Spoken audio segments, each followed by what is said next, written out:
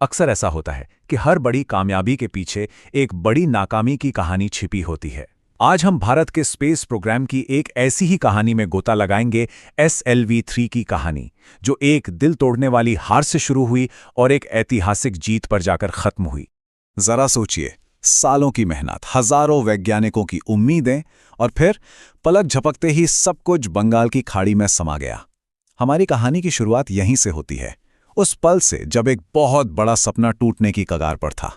तो ये कहानी किसी शानदार जीत के साथ शुरू नहीं होती। नहीं, ये शुरू होती है एक बहुत बड़ी, दिल तोड़ने वाली नाकामी से। एक ऐसा मिशन जिस पर सच पूछिए तो पूरे देश का भविष्य दांव पर लगा था। तारीख थी 10 अगस्त 1979।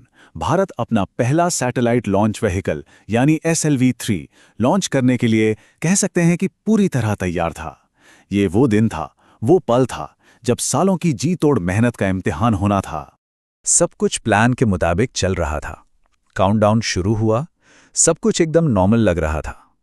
लेकिन उड़ान भरने के बस कुछ ही पलों के बाद कुछ ऐसा हुआ जिसकी किसी ने कल्पना भी नहीं की थी। तो सवाल यह है कि आखिर गड़बड़ हुई कहां? चलिए थोड़ा गहराई में जाकर समझते हैं कि इस असफलता के पीछे की तकनीकी वजह क्या थीं। उड़ान को शुरू हुए ठीक 317 सेकंड हुए थे, जो एक कामयाब शुरुआत लग रही थी। वो अचानक बिना किसी वार्निंग के एक आपदा में बदल गई। रॉकेट ने अपना कंट्रोल पूरी तरह खो दिया और सीधा समुद्र में जा गिरा। जांच के बाद पता चला कि ये एक तरह का चेन रिएक्शन था। हुआ ये कि दूसरे स्टेज में एक छोटा सा लीक हो गया। इस लीक की वजह से ऑक्सीडाइजर, जो कि ईंधन को जलने में मदद करता है, बाहर निकलने लगा, और बस इसके निकलते ही रॉकेट का पूरा कंट्रोल सिस्टम बिगड़ गया। वो बेकाबू होकर घूमने लगा और आखिरकार हवा में ही टूट गया। सोचिए, एक छोटी सी खराबी का कितना विनाशकारी नतीजा निकला। कहते हैं ना कि किसी भी टीम की असली पहचान सफलता से नहीं होती, बल्कि इस बात से होती है कि वो एक बड़ी हार के बाद कैसे खड़ी होती है। और हमारे भारतीय वैज्ञानिकों ने यह साबित कर दिया कि वो हार मानने वालों में से बिल्कुल नहीं थे। उस लम्हे को महसूस करने की कोशिश कीजिए। कंट्रोल रूम में एकदम सन्नाटा छा गया था।